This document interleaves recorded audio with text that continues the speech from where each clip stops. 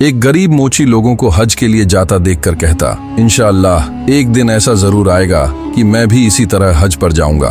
फिर वो बड़ी मेहनत से लोगों की चप्पलें सीकर पैसे कमाता, कुछ घर का खर्चा चलाने के लिए खर्च करता और कुछ पैसे जमा करता रहता। फिर काफी मुशक्कत करके सालों के बाद आखिरकार उसने हज करने जितने पैसे जोड़ ही लिए।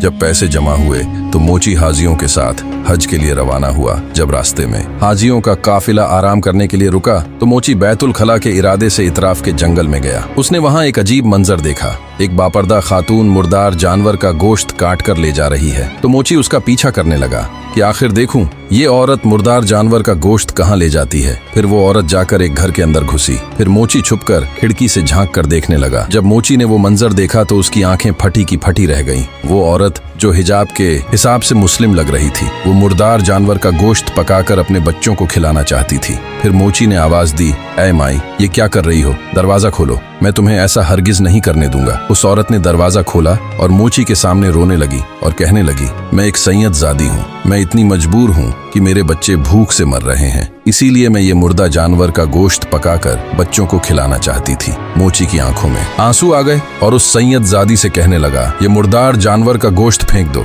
मैं जाकर तुम्हारे बच्चों के लिए कोई बंदोबस्त करके लाता हूँ। फिर वो मोची हज पर नहीं गया। हज के पैसों से जितना भी सामान मिल सका, राशन वगैरह वो खरीद कर लाकर उस सैयद ज़ादी को दिया। सैयद ज़ादी अपने रब की बारगाह में हाथ उठाकर उस मोची के लिए दुआ करने लगी, ऐ अल्लाह, इस मुसाफिर के दोनों जहां सरखरू कर दे। फिर वो मोची वापस अपने गांव चला गया। महीनों बाद जब हाजियों का काफिला वापस पहुंचा तो मोची हाजियों को फूलों के हार पहनाने लगा। हाजी कहने लगे कि भाई, तू क्यों हमें हार पहना रहा है? तू तो हज पर हमारे साथ ही था, हार तो तुम्हारे गले में भी होने चाहिए। इस इलाके के लोग हाजियों से कहने लगे, ये क्या कह रहे हो?